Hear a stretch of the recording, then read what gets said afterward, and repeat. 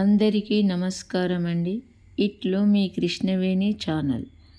ఈ వీడియోలో పోలీపాడ్యం గురించి మరియు పోలీపాడ్యం రోజు ఎన్ని వత్తులు వెలిగించాలి, పోలీపాడ్యమి ఏ రోజు వచ్చింది మరియు కథ, వీటి గురించి తెలుసుకుందాం.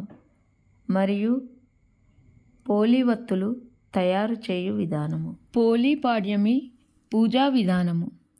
మనము ఈ పోలీపాడ్యంని ఇంట్లో తులసి చెట్టు దగ్గర కానీ నదులలో కానీ వెళ్తే చేసుకోవచ్చు.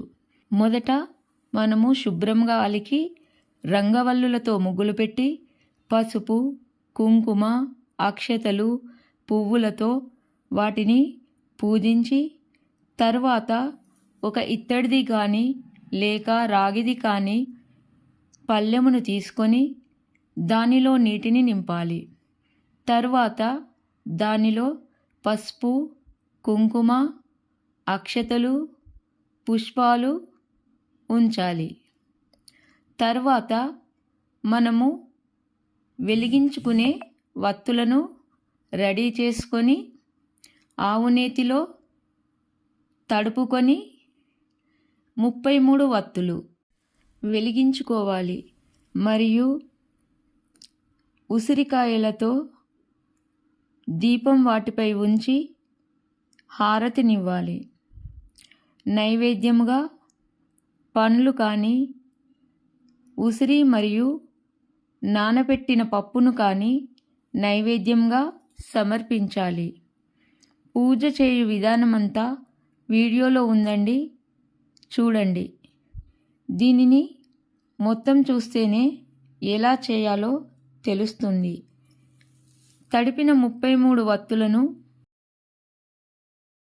అరటి దొప్పలలో పెట్టి మనము ముందుగా రెడీ చేసుకున్న పళ్ళెములో వెలిగించి వదలాలి. ఈ విధముగా చేస్తే అంటే మనము కార్తీక మాసంలో ఏమీ చేయకపోయినా ఈ పోలీపాడ్యం నాడు 33 వత్తులు వెలిగించుకున్నచో మొత్తం నెల రోజులు వెలిగించుకున్న పుణ్యం మనకు వస్తుంది. పోలీపాడ్యమి కథ ఉంటుందండి. ఒకవేళ మనకు అనుకూలంగా లేని పక్షంలో, కుదరని పక్షంలో తప్పనిసరి పోలీస్ వర్గం కథ విన్నచో మనకు చేసినంత పుణ్యం వస్తుంది. కథ తెలుసుకునే ముందు మన ఛానల్ని సబ్స్క్రైబ్ చేయని వారుంటే సబ్స్క్రైబ్ చేయండి, లైక్ చేయండి. మన ఛానల్ని కొత్తగా చూస్తున్న వారైతే లైక్ చేయండి, సబ్స్క్రైబ్ చేయండి. పోలీ స్వర్గం కథ. ఆచారాన్ని పాటించాలన్న మనసు ఉన్నప్పుడు మనకు మార్గము దానంతటదే దొరుకుతుంది. కానీ ఈ కథ వలన మనకు ఏం తెలుస్తుందంటే భగవంతుణ్ణి కొలవడానికి కావలసింది శ్రద్ధ, భక్తి, కానీ ఆడంబరం కాదు అని తెలుస్తుంది.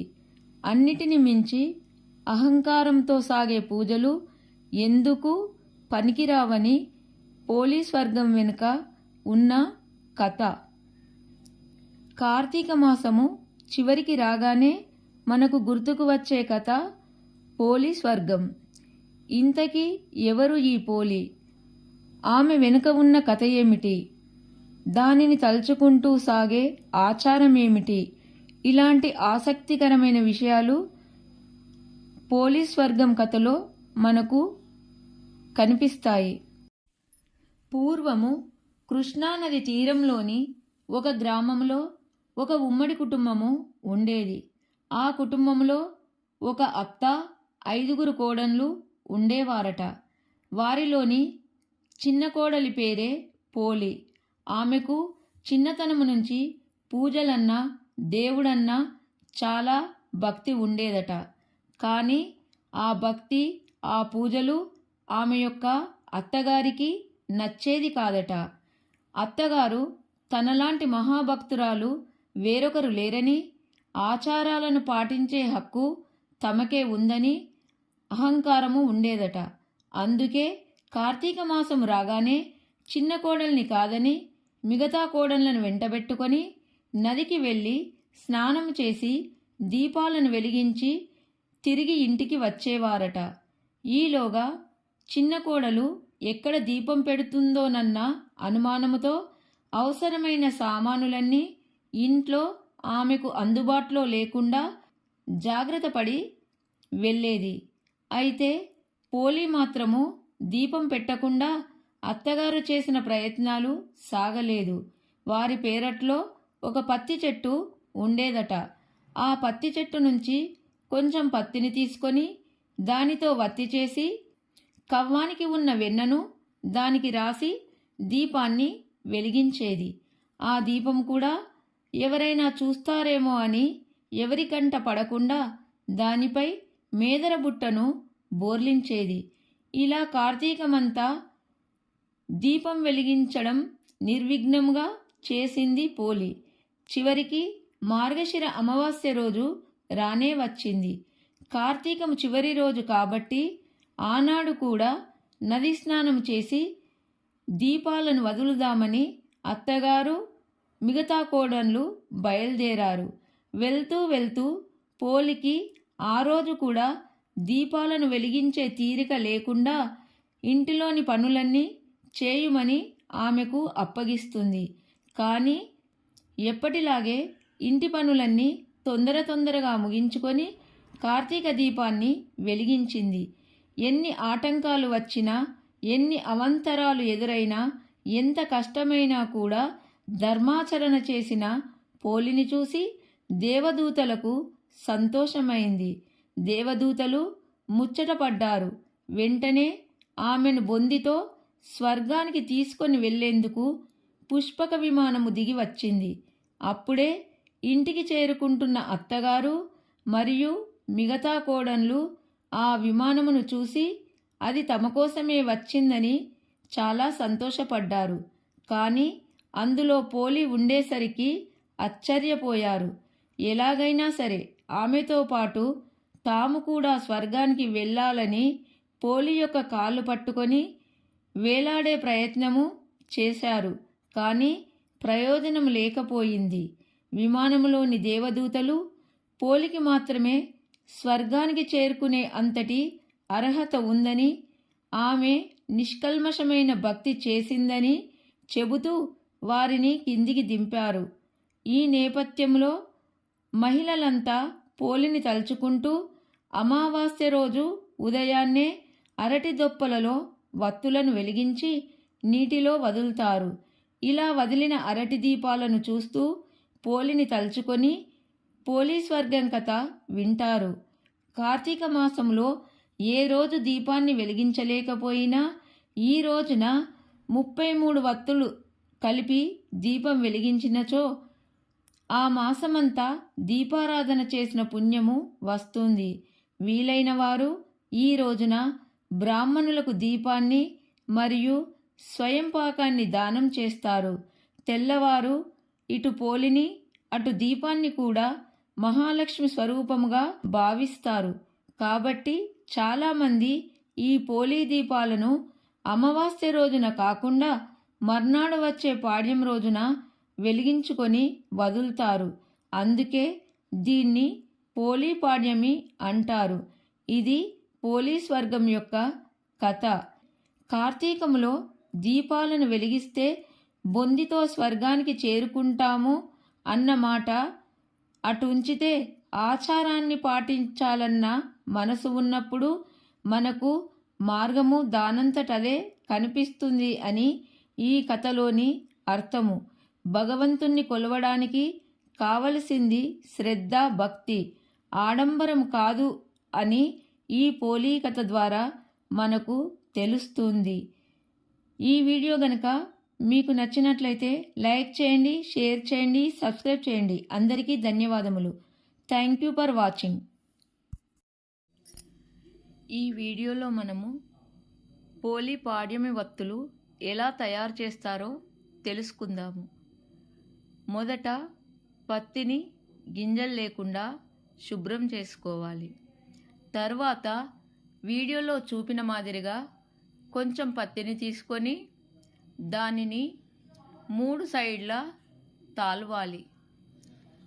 తరువాత వాటన్నిటినీ ఒక దగ్గరగా చేర్చి కొంచెం పత్తిని తీసుకొని వాటిపై పెట్టి వత్తిలాగా మనకు కావలసిన సైజులో తాల్చుకోవాలి.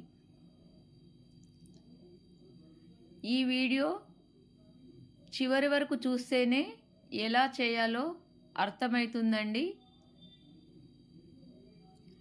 ఇలాంటివి వత్తులు మనము 33 చేసుకోవాలి.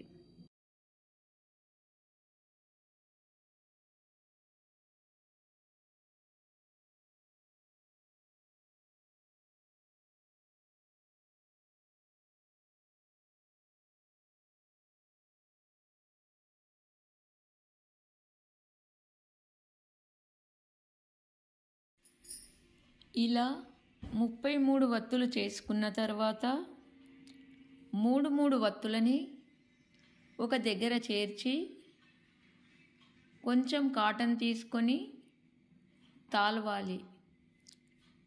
ఆ 3 వత్తులు కలిపి ఒక్క వత్తిగా తయారవుతుంది. అలా 33 వత్తులని 3 వత్తులుగా తీసుకొని తాల్వాలి.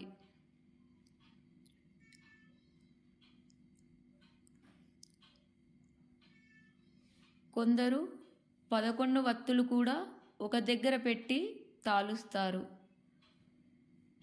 కానీ 3 వత్తులు ఒక దగ్గర పెట్టి తాల్చి వెలిగించినచో మనకు సులభంగా ఉంటుంది. వీటిని పోలిపాడ్యమి నాడు వెలిగించినచో మనము కార్తీక మాసంలో వెలిగించకపోయినా కార్తీక మాసం నెల రోజులు వెలిగించిన పుణ్యం వస్తుంది. వీటిని ఆవు నేతిలో తడిపి అరటి దొప్పలలో పెట్టి వెలిగించాలి. ఒకవేళ ఈ వత్తులన్నీ ఒకే దొప్పలో పట్టనిచో 2 దొప్పలలో పెట్టి వెలిగించవచ్చు. ఈ వీడియో కనుక మీకు నచ్చినట్లయితే లైక్ చేయండి, షేర్ చేయండి, సబ్స్క్రైబ్ చేయండి. అందరికీ ధన్యవాదములు.